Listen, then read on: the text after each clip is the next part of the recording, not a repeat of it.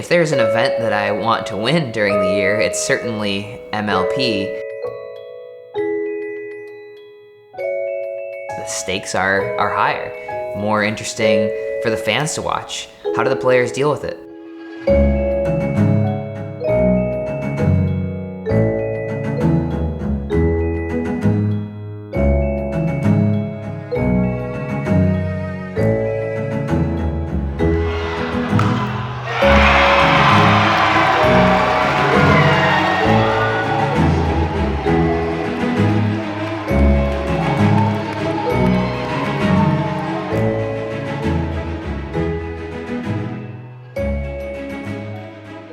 I was in high school. It was December of 2013. I was a senior in high school. My dad said, hey, let's go play some pickleball. And I said, pickleball, that's a sport for old people, right?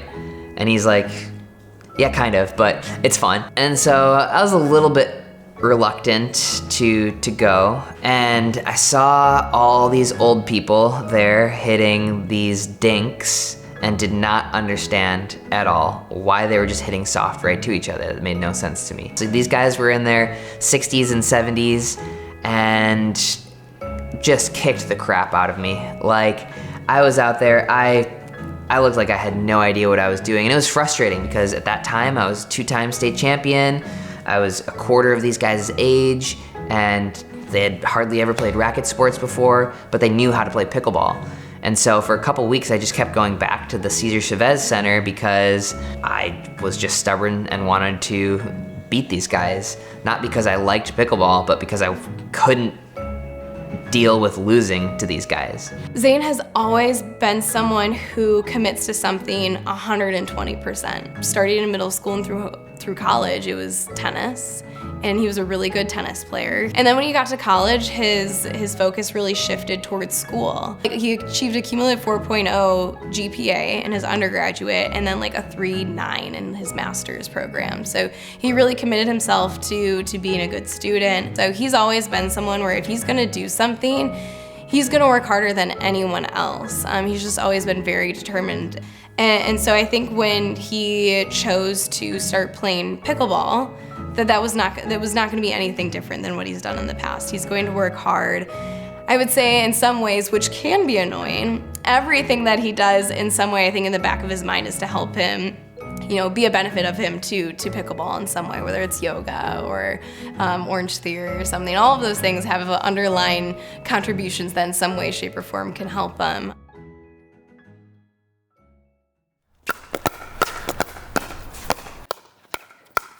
Nice. That's the spot. You just destroy me at that spot.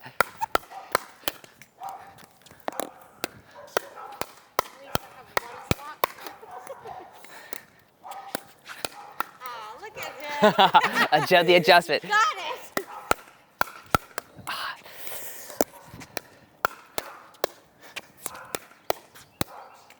Nice.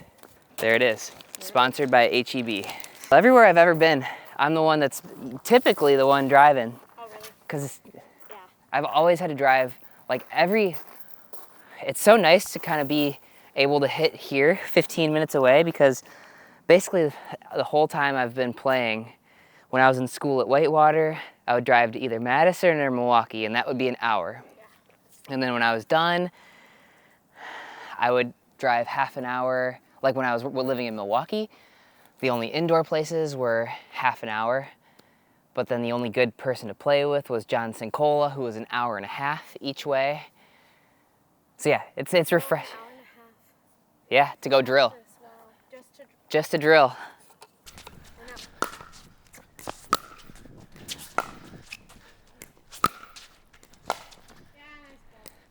Thank you.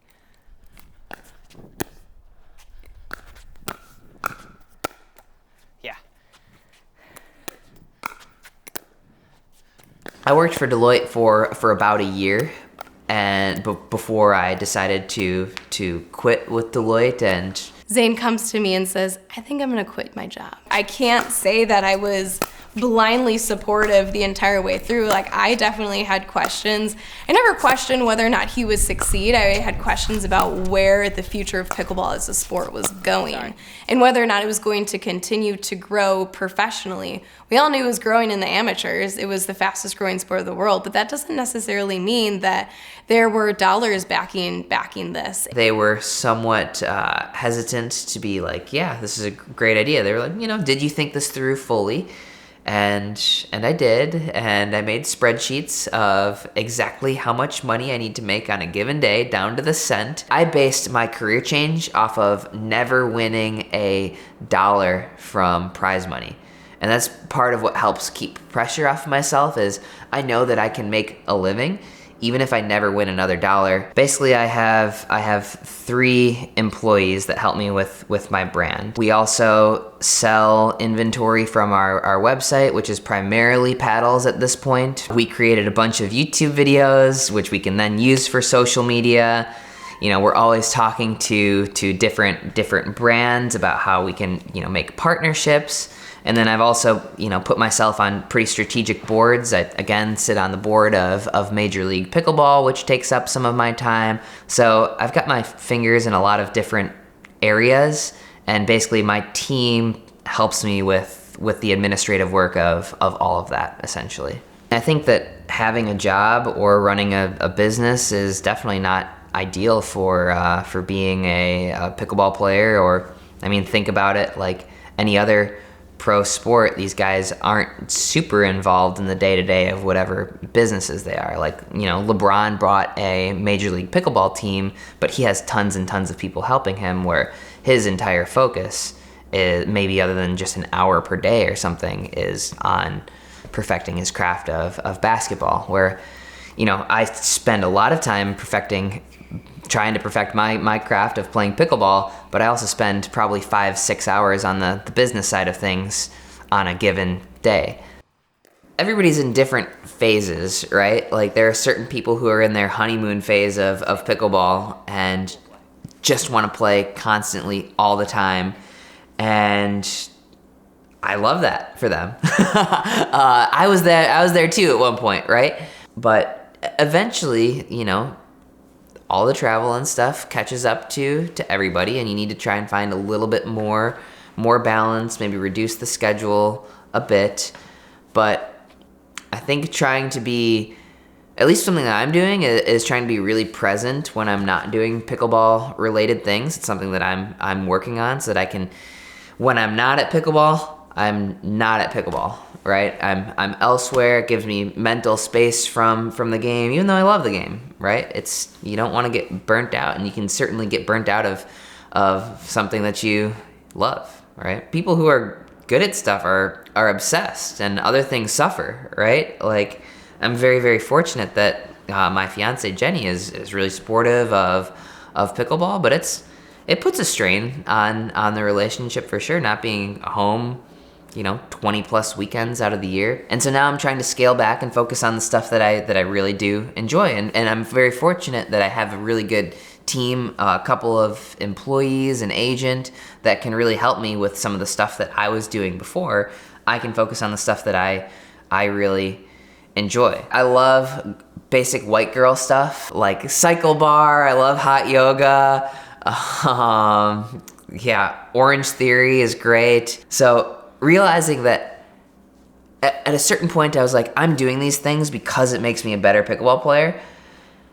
And then that's tough, because I don't enjoy it because I enjoy it. I enjoy it because it helps me become a better pickleball player. Instead, what I'm trying to do is realize, like, okay, I like going to yoga because I like going to yoga.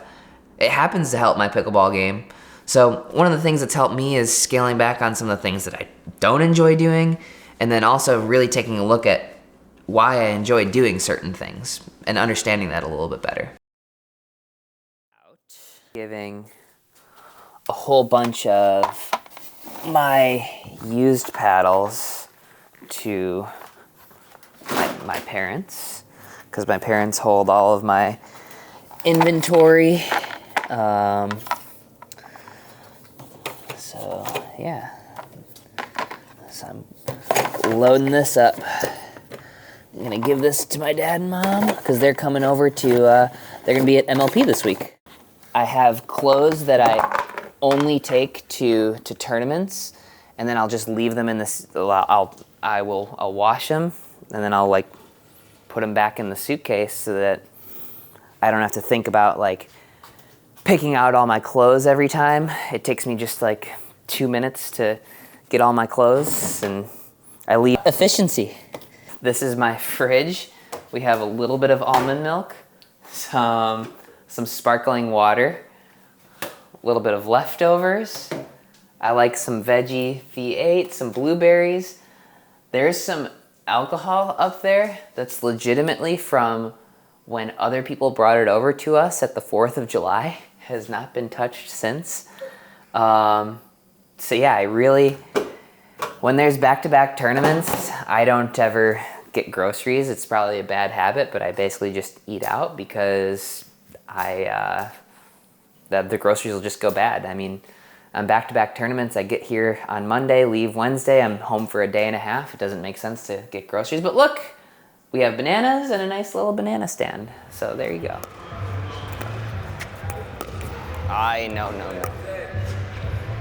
Give me the same one.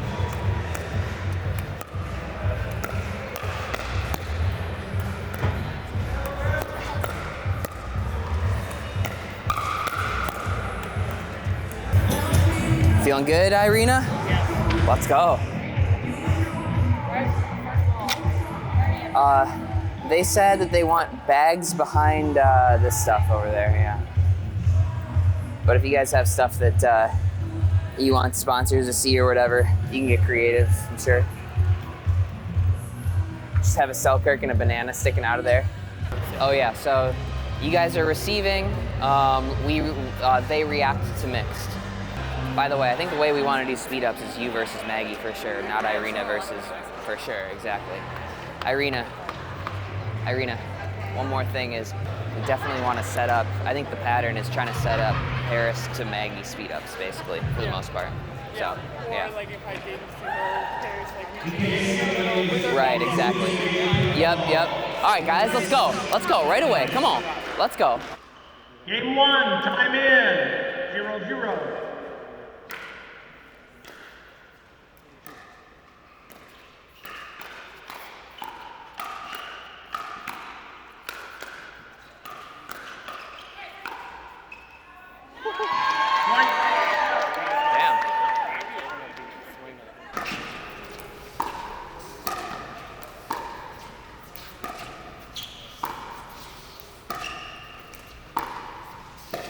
Oh yeah, woo!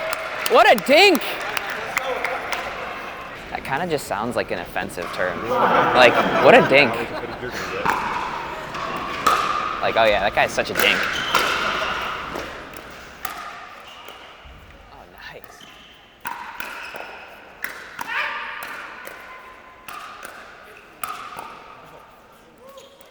Oh, there it is! Woo! Yeah, let's go. Good hands. Nice hands. Good stuff. One strategy thing is just a couple times you guys went to Viv in transition, right? If you have a transition zone situation, like definitely go to Maggie because Viv is such a beast with that.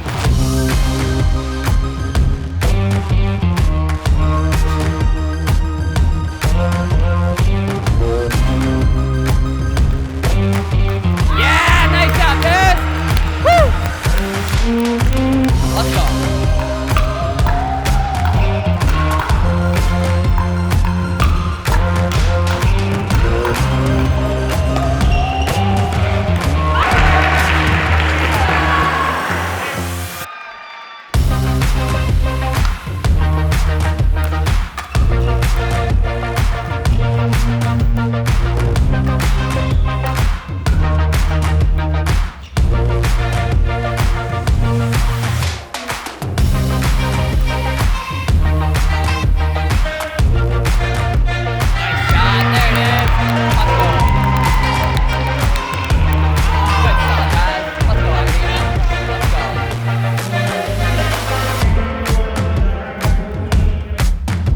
Rafa's number one strength is he feeds off of energy, and he can get loud, and the intensity that he has is unmatched when he's properly motivated. Sometimes in tournaments it's tough to get that same sort of drive.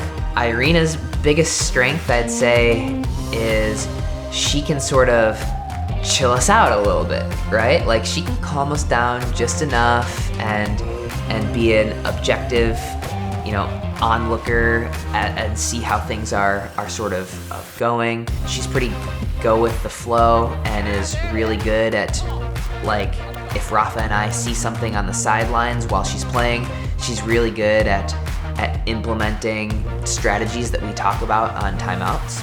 Paris is just straight like firepower, right? She has unreal drives, and also I think she hits harder than anybody in the female game. It's not necessarily what everybody brings to the table, it's just how it works with what everybody else has. I think what I bring to the table is that I'm the captain of the team, I suppose. I gave a pretty good, I like to think that I gave a really good speech before we played our semifinal match last time. I don't think my teammates ever watched Miracle, so it was great. I was able to just go in there and basically plagiarize the speech from Miracle. I was like, if we played them 10 times, they might beat us 9, but not tonight. Not today. And they're like, yeah. I was like, okay, this is working.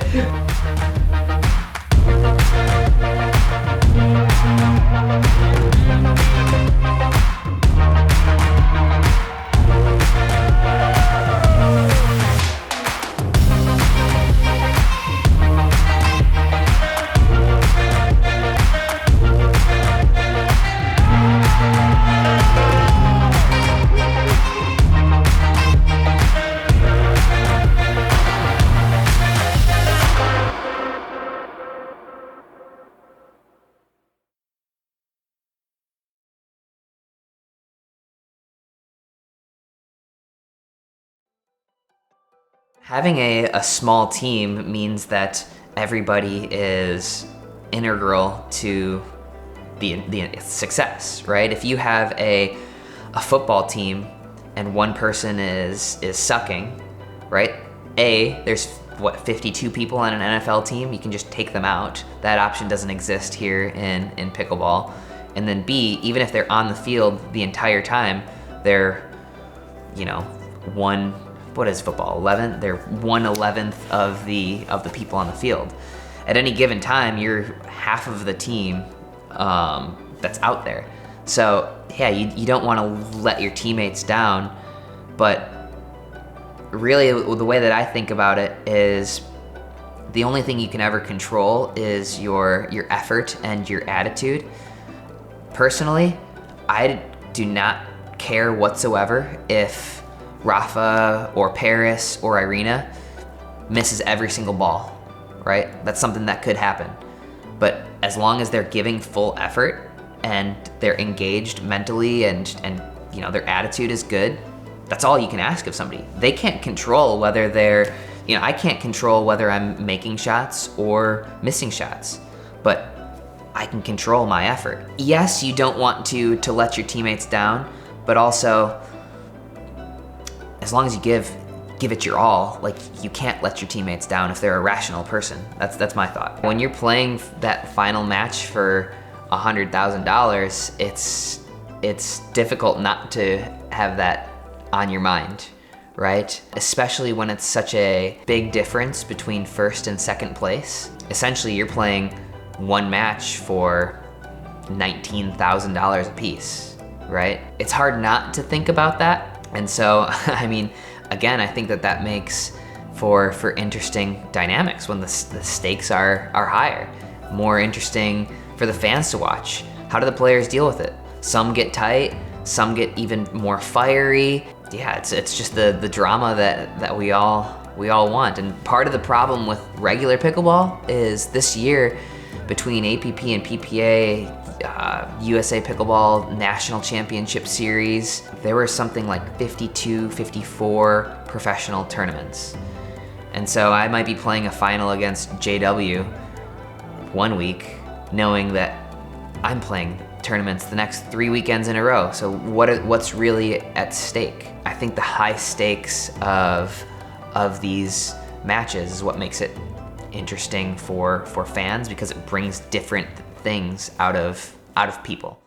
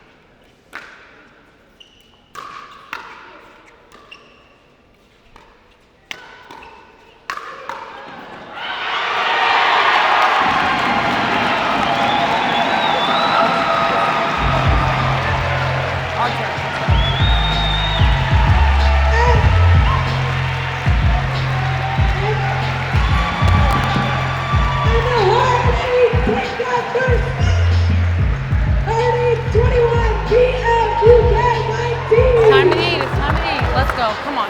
Let's go, Rafa. Let's go, time to eat, let's go. Let's go, come on. Here we go.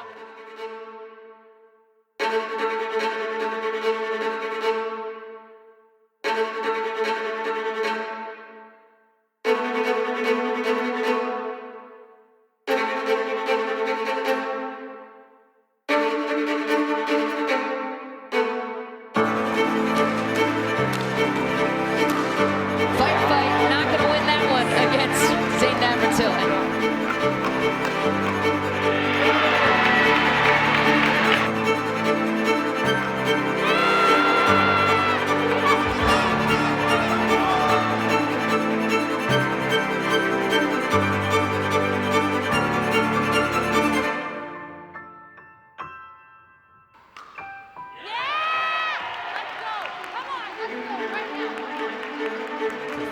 Serve goes over to Zane Navratil. What happened there was the nasty spin. Huge spin sub. Ooh, that was a patient point. BLQ.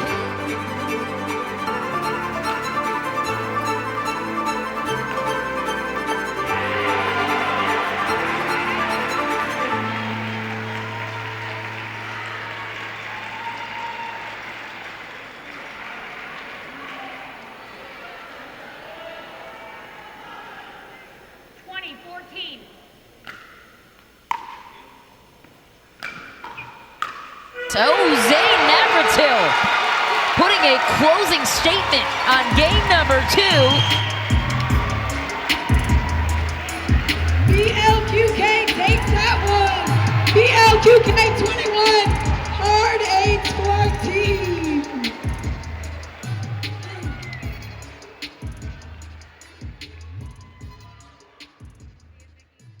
Instead of hitting hard down on it.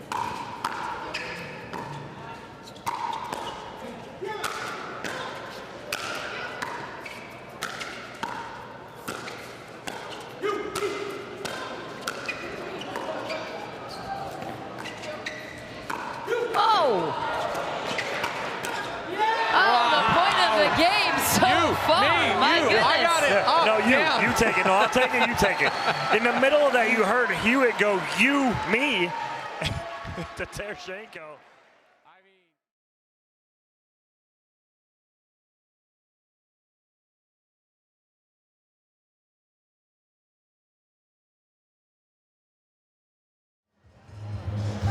So good. So good. P-Money! Michelle McMahon, Dominic Catalano, and Chad Edwards in the booth. Cameron Blackwood, top 30 pro on the sideline. Paris Todd goes wide, a rare error for her. Hard eights on the board first. Pressure. That's where hard eights have to go.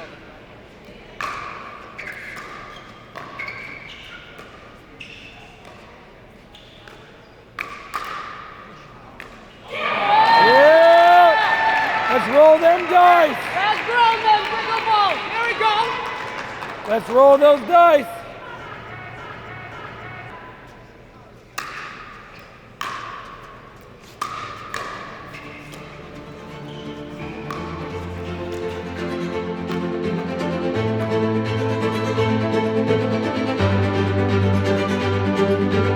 And Todd.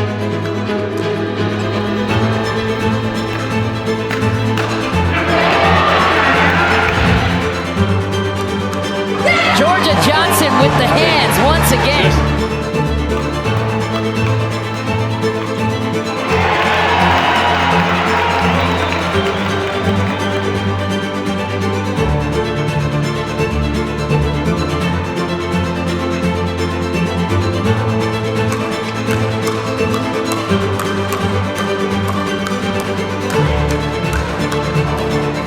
Wow. Right back in it. Fire fight. Georgia Johnson wanting to play. Oh, and it goes into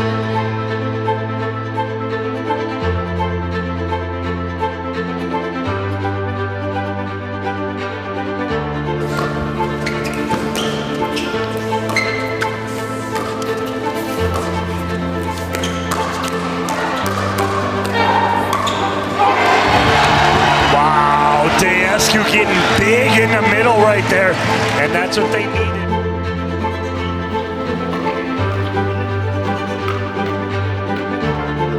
That was a must-win point for BLQK.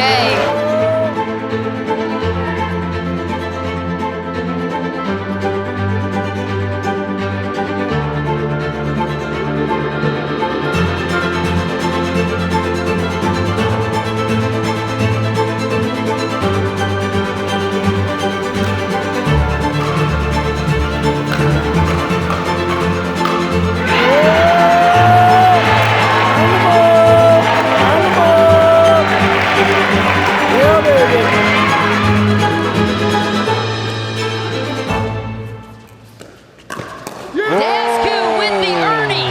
How about that step around punch? I mean, what a move. Dayescu holds this.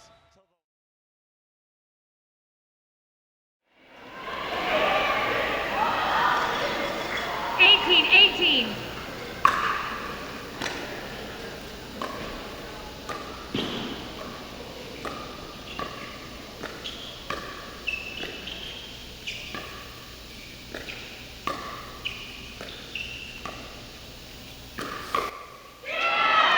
So big, Zane! Ooh, that is a tough bounce for Georgia Johnson. Yeah, it hit her shoulder as it clipped the tape.